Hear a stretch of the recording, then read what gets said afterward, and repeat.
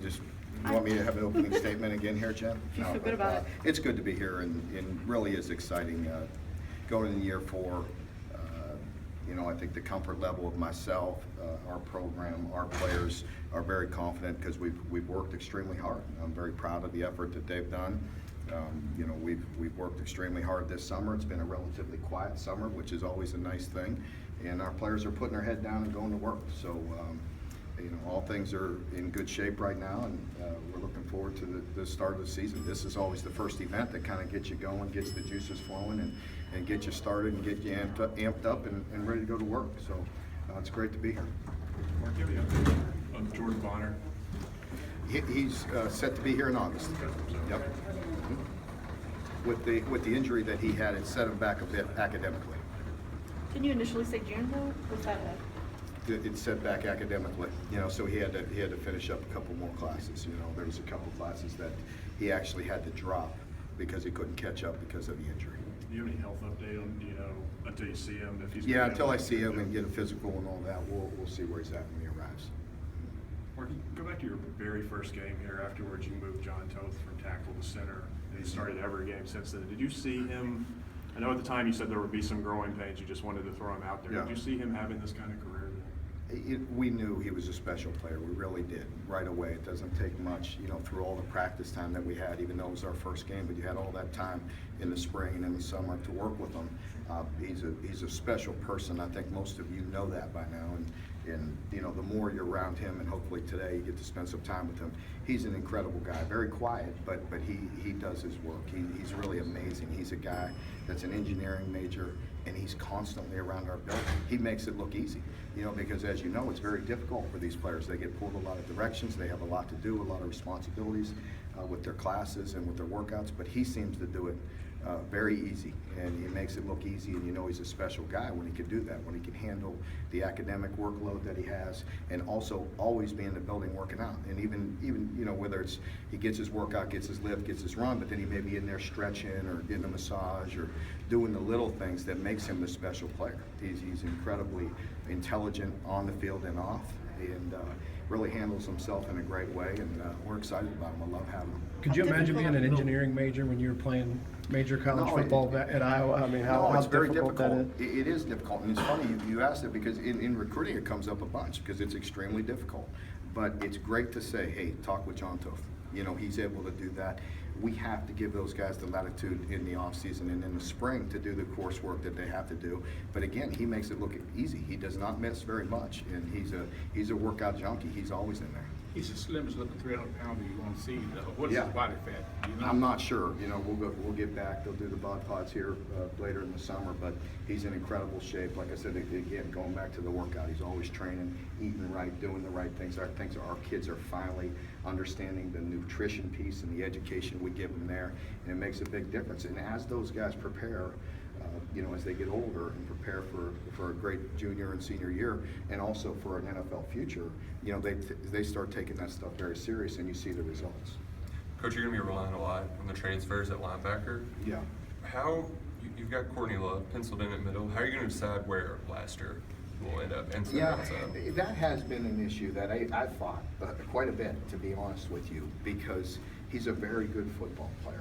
He may be most natural inside, but as you know, we have a need for outside backer as well. So we'll continue to explore with that a bit this summer. When we get in camp and get in two-a-days, and see exactly where to settle in on him, because I want him to have the best chance to be successful for himself and to help this team. But he is versatile. He can play inside. He can play outside, and that is a bit of a work in progress. And it's an area he's been great about saying, "I'll play where you need me." So we'll continue to work with that.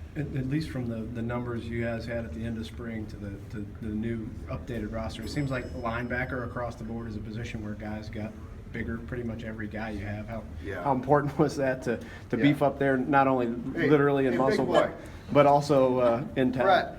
You hear what he said about you? What did he say? No, what did he say? He said, "All get admit one Stoops mad, all of them stay mad, and they get you back." That's a big part of it. Well, I got a couple jabs. I'm going to throw at him later, but I got to make sure he leaves. So he's one of those guys you can't get in a pissing contest with. So With a skunk, is that what you Yeah, said? yeah. So, but I'm sorry, Kyle, go back to No, that. just your linebackers across the board look like they all gained some significant weight. How important beef up, Yeah. both literally and figuratively, Very, there, very just to important. improve Very that position. important. Very important. As you know, with Courtney coming in, everybody talks about the youth and the inexperience, and that's true. But the nice thing is he's played college football. As you know, he wouldn't be here if he wasn't a mature, a strong athlete. He's played a lot of football in Nebraska. He sat out last year. He's been in our system for a while. He's an incredible person and a great leader. So he's exactly what you want in the foundation of your defense, even though he has very little experience here. So I feel good, very good about Courtney. And he's always been a strong guy. He's looked like that since he's been in high school. You know, it is important for the rest of our backers, you know, in particular Jordan and Eli, to really gain some weight, because both of those guys are electric. They can really, really run. They have very good instincts, but they do need to put on some weight. And that's critical. I think the rest of the guys, you know, with inside and outside, De Niro and Denzel and those guys have good weight for their position, but you think you're talking about the core and really about the Will linebacker position in particular. It's where we got to grow a little bit. Mark, what does Matt Elam have to do to take the next step forward? Matt has been, and again, you know, I don't want to, we talk about this a lot, and I don't want to put too much pressure on him, but we've worked hard together with a solid plan to help Matt really get in great shape. The kid works out and does everything right in our facility. He can go through every workout, and he's explosive. He runs well. He does a lot of good workouts, but he has to manage his weight to play at a high level. And we've worked hard at that. And I don't want to jinx him right now and tell you any weights or anything like that, but he's looking a lot better. And he's been very serious in approaching that the right way. He is a great kid. He wants to do well. He wants to play at a high level. He's very capable of playing at a high level. And, you know, he has, you know, we all have imperfections. And, you know, he's working extremely hard to get his under control and be able to play the very best he can. You've used that phrase "in our facility" a couple times. Is it when he goes home that becomes an issue, or is it eating habits, or? You know, I don't want to get too personal with that, but I'll tell you this: we've worked extremely hard addressing and analyzing everything and getting down to the nuts and bolts and being very truthful in what we can do to help him. And he wants to do right. He has a great heart, and he's a hard worker. He's a hard-working guy, and he's talented. Yeah, but he does have to get, you know, a couple, you know, the eating under control and make sure he's staying at the appropriate weight. And you know, that's not much different from players as you see throughout the country, whether it be college and certainly in the NFL. So it's not just unique to Matt Elam. It's just something that we're addressing. Mark, what's going to be your JoJo? message today downstairs about Kentucky football? Well, I think the big thing is I'm proud of the culture change, you know, and it's easy to change the climate within a program, and I think it's difficult to change a culture. A culture is very, very deep-rooted, and it has a long history, and I know we're creating a positive winning culture within our program. The results will happen, and I'm confident, I wouldn't say it if I didn't believe it, that our administration, our fans, our players, our coaches, everybody's on the same page to win and to do the things necessary. Things in times get frustrating. We all know that. But the positive winning culture attitude within our program is there. And that starts with the players being diligent and policing themselves and doing the right things away from the facility, as we talked about before, because they always work, they have a good attitude, but they have to buy in and do all the little things necessary to create that winning culture. The other thing is capacity, and capacity can encompass a lot of different areas.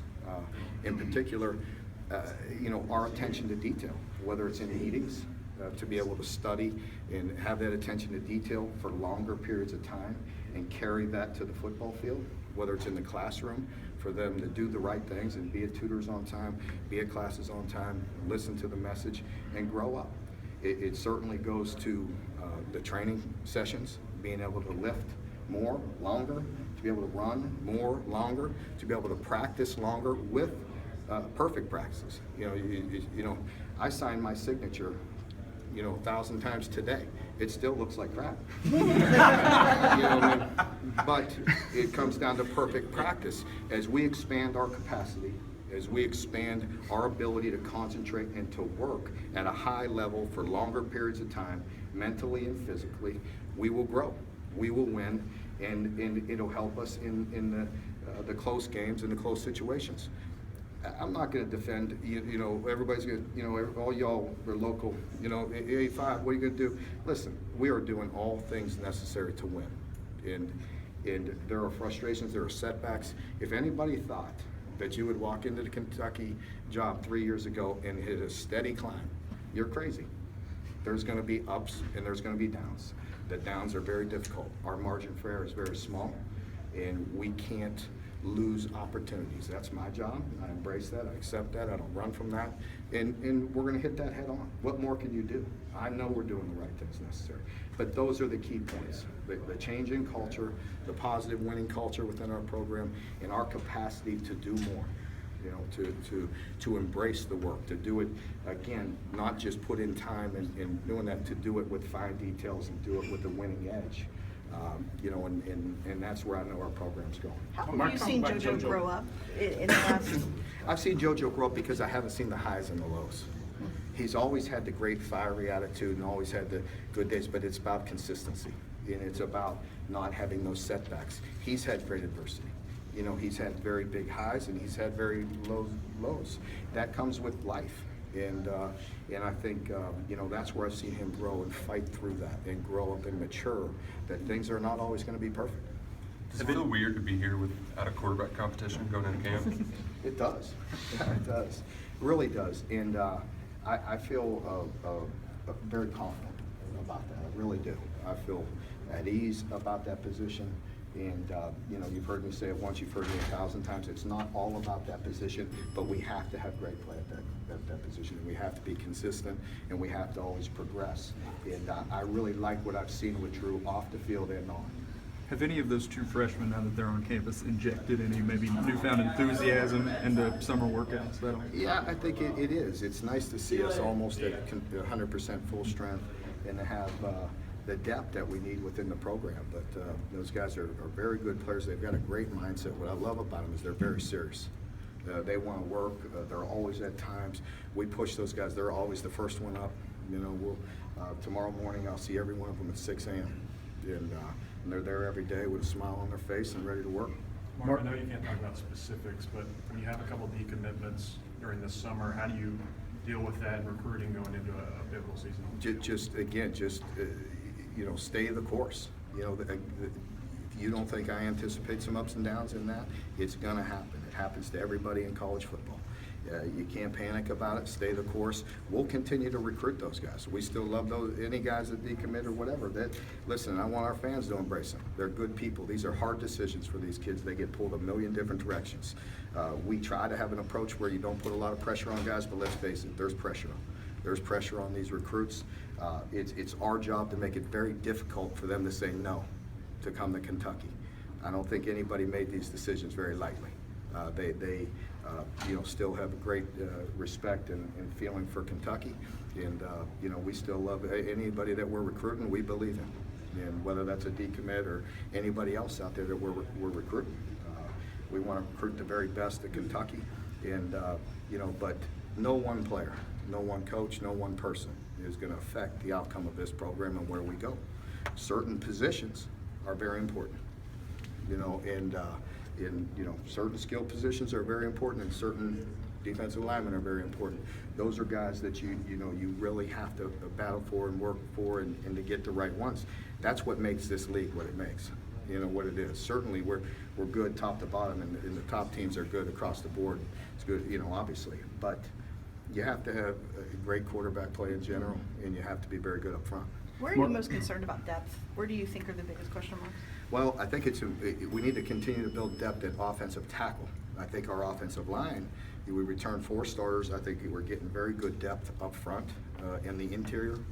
I think we need to develop depth at tackle. I feel good about the depth in the skill positions on offense. I really, in a year from now, the nice thing is that for about 2 years here, we have a good run of a lot of experience. After that second year, we'll lose a big group of some skill guys, in particular on the offensive side of the ball. So we got to make sure we manage that and keep that depth there.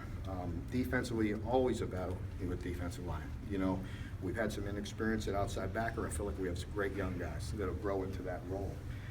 And I feel really good about the depth of our secondary. You know, I feel like we have man, you want to talk about an enormous difference from because I'm a DB guy by nature, you know that my whole career, and I know what I'm looking at when I look at defensive backs. And what I saw when I walked in here and what I see now is about a drastic change. So I feel good about those guys. I feel like we have some superstars in the making at that position, and they're relatively young, which is nice. Oh, thank you very much. Appreciate it.